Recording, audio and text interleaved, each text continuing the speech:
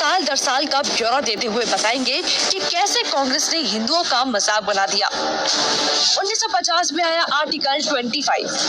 कांग्रेस 1950 में आर्टिकल 25 को लेकर आई, जिससे धर्म परिवर्तन को मान्यता दे दी गई और सबसे ज्यादा किसका धर्म परिवर्तन हुआ ये सब जानते हैं। लेकिन ये तो सिर्फ शुरुआत थी। नेहरू 1950 में आर्टिकल 28 लेकर आए और हिंदुओं से धार्मिक शिक्षा का हक छीन लिया।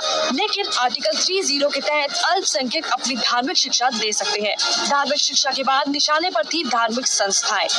1951 में HRCE एक्ट, 1951 में Hindu religious and charitable endowment act लेकर आए। उन्होंने कारण दिया कि बड़े मंदिरों का रखरखाव सही से हो सके, लेकिन इसकी आड़ में कब्जे कर लिए, जिसके तहत भारत में मौजूद बड़े बड़े मंदिरों का प्रबंध सरकार ने अपने हाथों में ले लिया और मनमाने ढंग से इनकी संपत्ति का दुरुपयोग किया। और ये सिर्फ हिंदुओं के मंदिर पर लागू था, बाकी धर्मों या धार्मिक स्थल पर लागू नहीं था। 1956 में हिंदू कोड बिल आया। 1956 में नेहरू सरकार हिंदू कोड बिल लेकर आई, लेकिन अल्पसंख्यकों के लिए इन्होंने पर्सनल लॉ बोर्ड को बिल्कुल हाथ नहीं लगाया। मतलब एक ही है, देश में एक जाति का संविधान कानून से और दूसरी अपने धर्म के कानून के हिसाब से, और आज भी यूनिफॉर्म सिविल कोड से कतराते हैं। कांग्रेस ने लगाई आरक्षण की आग। कांग्रेस आरक्षण लेकर आई, जिससे हिंदुओं को बांटने का काम किया गया, जिससे सबसे बड़ा नुकसान हिंदुओं को हुआ। आरक्षण की देश में जरूरत थी, लेकिन मक्कार कांग्रेसी इस योजना को 10 साल लागू करने की बजाय इसे बढ़ाते चले गए और न ही इससे लोगों को सशक्त बना पाए, जबकि लोगों को इसकी लत लगा दी गई। इंदिरा का कार्यकाल। साल 1976 में इमरजेंसी के दौरान ही इंदिरा ने संविधान में सेक्युलर शब्द को जबरदस्ती घुसा दिया, जिसको लेकर संसद में कोई चर्चा तक नहीं हुई।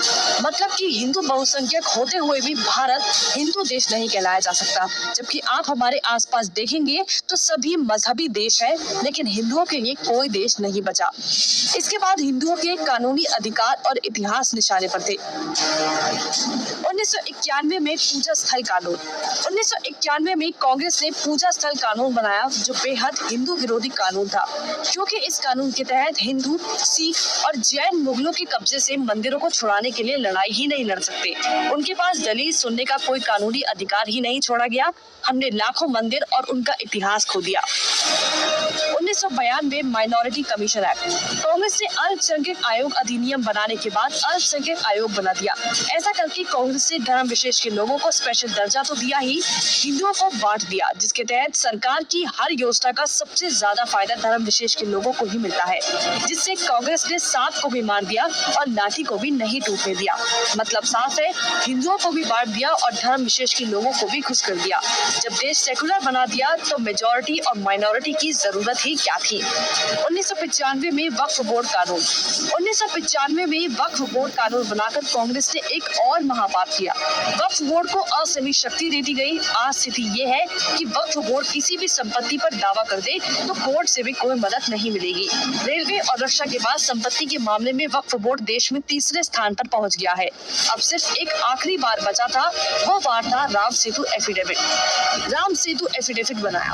हिंदुओं ने फिर 2004 में कांग्रेस को चुन लिया, तो कांग्रेस ने इसका इनाम देते हुए राम सेतु एफिडेविट बनाया और भगवान श्री राम के अस्तित्व को ही नकार दिया और काल्पनिक बताया। आस्था और धर्म पर वार करने के बाद अब कांग्रेस ने हिंदुओं को ही बदनाम करने का प्लान बना लिया। 2009 में हिंदू आतंकवादी घोषित। 2009 में फिर से हिंदुओं ने कांग्रेस को चुना, तो उसके बदले में कांग्रेस ने हिंदुओं को ही टेरर घोषित कर दिया। कांग्रेस ने बहुत ही चालाकी से एक एक कर हिंदुओं के धर्म, अधिकारों और शिक्षा के अधिकार को छीन लिया, लेकिन हिंदू फिर भी कांग्रेस को नहीं समझ पाया। औरंगजेब ने हिंदुओं को खत्म करने के लिए तलवार का इस्तेमाल किया, तो कांग्रेस ने हिंदुओं को खत्म करने के लिए संविधान का इस्तेमाल किया। फिर भी कांग्रेस ही बोल रहे हैं कि लोकतंत्र खत्म हो रहा।